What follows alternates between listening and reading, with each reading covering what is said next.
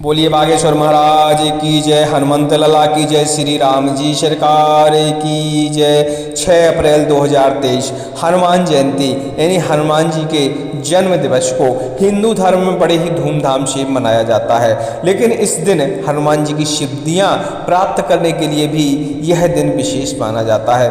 और इस बार की हनुमान जयंती जो आई है वह लगभग 16 वर्षों बाद ऐसे मुहूर्त, संयोग और सिद्धि योग इस बार बन रहे हैं। और इन सिद्धि योगों में बहुत सारे ऐसे असाध्य कार्य हैं, सिद्धित कार्य हैं जो आदमी के हो सकते हैं बस छोटे से उपाय करने से। और आपको ऐसे मुहूर्तों में कभी भी चूकना नहीं चाहिए, क्योंकि इन मुहूर्तों में सर्वार्थ सिद्धि मुहूर्तों में आप जो कार्य करते हैं उसके विफल होने की गुंजाइश एकदम जीरो होती है। और जब सर्वार्थ सिद्धि योग बनता है, विशेष सिद्धि योग बनता है किसी विशेष तिथि में, तो ऐसे समय में आप थोड़ा सा छोटा सा नाम मात्र का उपाय भी कर देते हैं तो आपका कार्य सफल हो जाता है। अब हम हनुमान जी के बारे में चर्चा करते हैं। हनुमान जी को कौन नहीं जानता। कलयुग में यह इकलौते ऐसे देवता है जो प्रत्यक्ष रूप से आकर हमारी मनोकामना को पूर्ण करते हैं। इनकी थोड़ी सी भी सेवा कर लो, यह कल्याण कर देते हैं। और हनुमान जी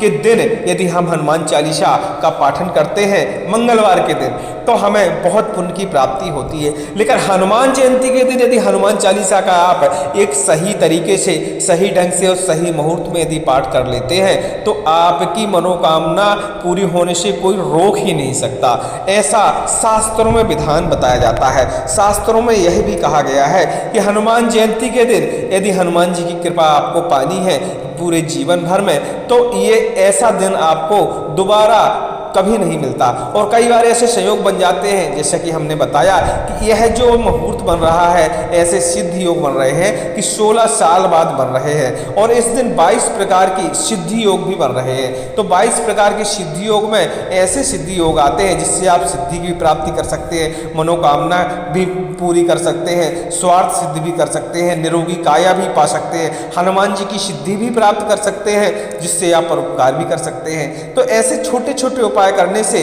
और सही मुहूर्त में सही तरीके से उन उपायों को करते हैं तो आपको सिद्धि मिलने के एकदम 100% चांस रहते हैं।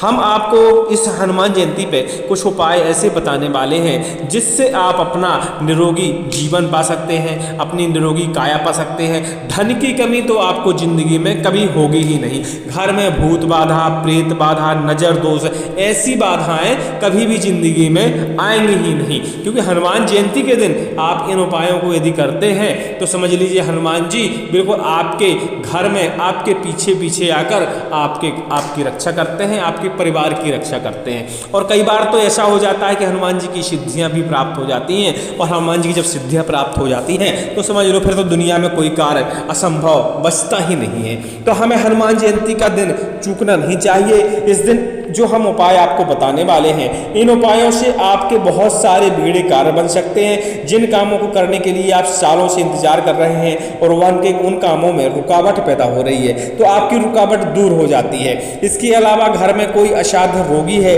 तो उसके रोग मिट जाएंगे। धन की कमी है तो धन प्राप्ति के संयोग बन जाएंगे। बड़े से बड़ा कार्य आपका संपन्न हो जाएगा। कष्ट तो एकदम दूर ही मिट जाएंगे। घर में कलह होती है, लड़ाई झगड़े होते हैं छोटी छोटी बातों में तो वह भी दूर हो जाएंगे। नौकरी व्यापार की तैयारियां चल रही हैं, बहुत मेहनत कर रहे हैं कई सालों से और नौकरी आपको नहीं मिल पा रही है तो हनुमान जयंती के दिन किए गए उपाय से आप नौकरी पाने का संयोग जो है अपने आपके ही हाथ में होगा।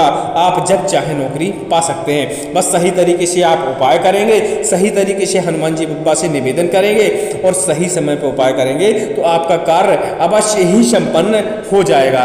उपाय करने में ना तो आपको धन की आवश्यकता है ना ही ज्यादा समय की आवश्यकता है, क्योंकि आपको मात्र इतना नाम मात्र का धन खर्च करना है और चाहे तो वो भी ना खर्च करें तब भी आपका कार्य संपन्न हो जाएगा। बस आपको सही तरीके से उपाय करने की आवश्यकता है। तो क्या है उपाय? तो चलो पहले भूत प्रेत नाशक उपाय की तरफ चलते हैं। यदि आप भूत प्रेत विद्याओं से परेशान हैं, भूत प्रेत बाधाओं से परेशान हैं, नकारात्मक शक्ति से परेशान हैं जिसके कारण घर में रोगी हो गए हैं, धन रोगियों के पीछे बहुत खर्च हो रहा है, अनावश्यक खर्च हो रहा है, धन आमद के रास्ते कम है। तो ऐसे में आपको हनुमान जयंती 6 तारीख के दिन सुबह सुबह स्नान करना है, एकदम सुबह सूर्योदय से पहले, और सबसे पहले सूर्य भगवान को उगते के साथ ही जल अर्पण करना है। और जल अर्पण करने के बाद फिर आपको किसी हनुमान जी मंदिर में जाना है और हनुमान जी मंदिर को सिंदूर का चोला चढ़वाना है चमेली के तेल के साथ। और कोशिश ये करें कि पीपल के पत्तों की 11 पीपल के पत्तों पे राम लिखकर हनुमान जी महाराज को अर्पण करें। और ऐसा करने से आपके घर में जो है धन आने के संयोग बन जाएंगे और घर में रोग मुक्ति भी हो जाएगी। लेकिन यह आपका हमेशा वाला उपाय है, आप इसको तो अवश्य ही करें, क्योंकि इस दिन यह उपाय करने से बहुत सारे फायदे, बहुत सारी तकलीफें हमारी दूर हो जाती हैं। अब हम चलते हैं मेन उपाय की तरफ। मेन उपाय ये है कि आपने जो पीपल के पत्तों की माला चढ़ाई है, जब वह शाम को पीपल को पत्तों की जो माला है वह उतर जाए भगवान के ऊपर से, या जब भी पुजारी उतारे या आपको बता के आना है पीपल के पत्तों की माला जब राम वाली आप भगवान के ऊपर चढ़ा के आएंगे तो पुजारी को बता देना है कि जैसे शाम को उतरे चाहे कल उतरे, जब भी यह माला उतरे तो यह सुरक्षित हमको वापस दे दीजिएगा। तो जब भी वह माला उतरती है उस माला को आपको लेके वापस आना है अपने घर, और घर लाने के बाद उस माला को बढ़िया से धूप दीप दिखाकर और बढ़िया उसके पत्तों को एकदम खराब ना होने पाए, एकदम छाया में उन पत्तों को बढ़िया किसी या पेपर के अंदर रख के सुखा लेना है। और सुखाने के बाद उस माला को अपनी तिजोरी में रखना है, या जहाँ भी आपका भंडार गृह है वहाँ रखना है, या आपके घर में भगवान जी की कोई और प्रतिमा है तो कपड़े में लपेट कर या कागज में लपेट कर उस प्रतिमा के पीछे भी रख सकते हैं, जहाँ आप डेली धूप दीप उसको दिखा पाएँ। तिजोरी में रखने का मतलब यही है कि तिजोरी में तो आप डेली या अपने पूजा स्थान में डेली तो आप अगरबत्ती या धूप दिखाते ही होंगे, तो साथ में इस माला का भी धूप दीपन हो जाया करेगा। ऐसा करने से आपके घर में धन की कभी कभी नहीं आएगी, जो अनावश्यक खर्च हो रहे हैं वह रुक जाएंगे। और इसके अलावा इस माला में बब्बा जू का तेज इतना आ जाता है कि जिस जगह यह माला जिस घर में रहती है उस घर में नकारात्मक शक्तियाँ, भूत प्रेत शक्तियाँ, ये सब कभी भी नहीं रहती। शर्त यही है कि इस माला को महिलाओं को फिर नहीं छूना चाहिए उतरने के बाद, क्योंकि इसमें कुछ अलग टाइप के तेज विद्वान हो जाते हैं, जिसमें ऐसी विकर्षण या ऐसी एनर्जी निकलती हैं जो सारी बुरी शक्तियों को घर से बाहर निकालती रहती है। तो ऐसे में कई बार ये माला अपवित्र हो जाती है। तो हमने आपको बताया हनुमान जयंती साल में एक ही बार पड़ती है। यदि बीच में यह माला आपकी खराब हो गई, अपवित्र हो गई, तो आपका जो मेहनत आपने की है, तंत्र किया है, वह तंत्र बेकार हो जाएगा। तो इसको महिलाओं की पहुंच से दूर रखना है। हाँ, आरती धूप वगैरह कर सकती हैं इसकी, बस छूना नहीं है, ऐसा शास्त्र में लिखा गया है।